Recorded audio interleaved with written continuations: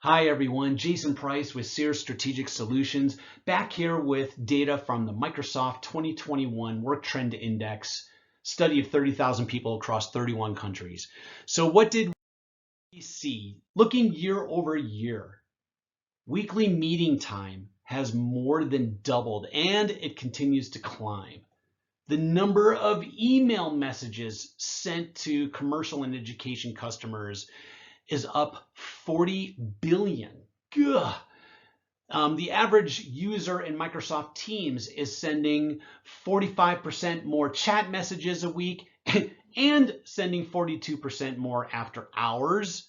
Ugh, just ruining our work-life balance. And the number of people working on documents is up 66%. That's a lot of work, and it's continuing.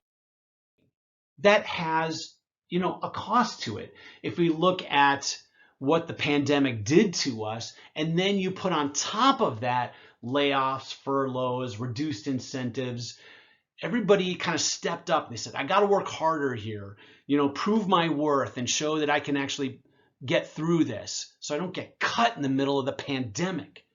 As a result, people are feeling overworked, and 39% of people feel exhausted. And guess who feels this the most? Generation Z, 18 to 25 years old. 60% of them say they are merely surviving or flat out struggling right now. Good Lord, this generation, so they're more likely to be single and starting their careers, more likely to feel the impacts of being isolated working from home. They may not even have the financial means to create a proper workspace at home, and they're struggling with motivation at work. So what can you do for them? I think it's important for not only them, but the rest of your teams to set a cadence of engagement.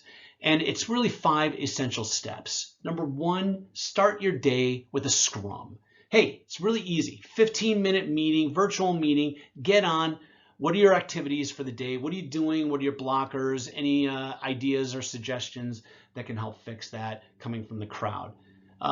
It's great to get a little bit of peer-to-peer engagement. Now we know who's in the office, who's on vacation, who's homesick, all that. And stopping every meeting early. Okay, why? Well, these back-to-back video meetings are just murder. They drain everybody out. That's that Zoom fatigue. That's digital exhaustion. And you know what's wonderful about Outlook? It can automatically do this for you. So even if you don't automatically do it, set these to end. 5 minutes to go to the bathroom, to get a drink of water, to go outside and look around. These are really important to kind of take a break before you jump into the next thing. Number 3, breathe. Take a moment to relax. Actually book these breaks on your calendar. If you don't, then it's likely that the obligations you have going on your calendar will eat right over them. So put them on, little appointments with reminders, 15 minutes twice a day, and get the hell away from your desk. Don't sit there and look at the news and sports on a browser on the same monitor you're looking at all day. Get out of the room. Go downstairs, pet your dog, say hi to your spouse, step outside, relax. Number 4, focus. So People HR did this great study back in 2016. They found that people on average get about 7 interruptions an hour. People asking for information or for help. And generally, it took 5 minutes to resolve each of those interruptions. So 7 interruptions times 5 minutes, that's 35 minutes every hour. That can easily eat up half of your day. So do yourself a favor and book time that you cannot be disturbed for 1 to 2 hours a day, if your work allows you to. And reject those asks for information. Get done what you need to do. Because a lot of those interruptions were rated on you. They're certainly not helping you. So there will come a time where you can help people, but make sure you get enough time for yourself. Lastly, take that focus time and prepare. So get ready for the next day. Put together the reports you need, settle up everything you need to deliver those meetings, share knowledge out. You know what happens when you stop answering requests for information? People will either A, go to other sources, other people, or B, they'll go find it out on themselves, or C, they'll work it out. So that, in a way, is kind of tough love. You push back on those interruptions, and people then have to do their own work, which means focus time for them becomes increasingly important. So not only can they take the knowledge you may be sharing from your focus time, or the information they need to go off in their focus time, they can also as well go to learn socially. So your calendar then can take shape around this. So you can see here, if you're looking across 4 time zones, you can plug that daily Scrum right in the beginning of the day. 15 minutes, let's get everybody on the same agenda here, same track. And then later in the afternoon, when people begin to lose their productivity, they're a little bit tired, their mind gets easily distracted, best time to do your meetings and your one-on-ones, so that you can, instead of working through things, you can have them do a little bit less focus, hard work like that. And then your focus time can go into the areas of the day where you don't have to support people as much. So Eastern can take it early in the morning, Pacific later in the day. And what that will end up happening is, you can see here, the light green areas are areas where other meetings can come in, or you can take interruptions easily. You're ready for them right there. Why? Because you know you have time later in the day or earlier tomorrow to knock out the tasks you need to get done.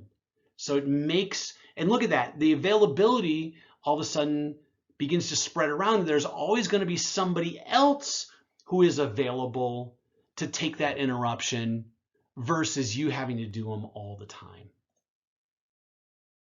Another takeaway from the Work Trend Index: 46% of workers are planning a career transition, and 71% plan to stay with their current employer.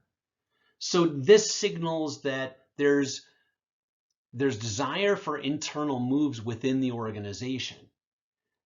As a leader, I don't think you should dismiss this. I think you should actually take advantage of it and get in front of it and begin to mentor your people on those career transitions. Advise them, send them to the right resources, challenge them, especially your high performers. Give them opportunities to exercise and demonstrate leadership within the group. Groom them for promotion, set them up to succeed, and train your replacement. Get them ready to take your position, because if they are, then you are free to then proceed on your own career path upward through the organization. Find yourself a mentor and ask them for challenges, and have them help groom you for promotion upwards. So this can kind of feed a really great cycle, especially because people have now another layer of engagement and another layer of motivation to progressing in their relationship with the company. And then also, it's a good opportunity to take advantage of social learning. So this is learning that isn't primarily driven by the manager. This should be a user-centric process. And you don't have to recreate the wheel in most of these cases.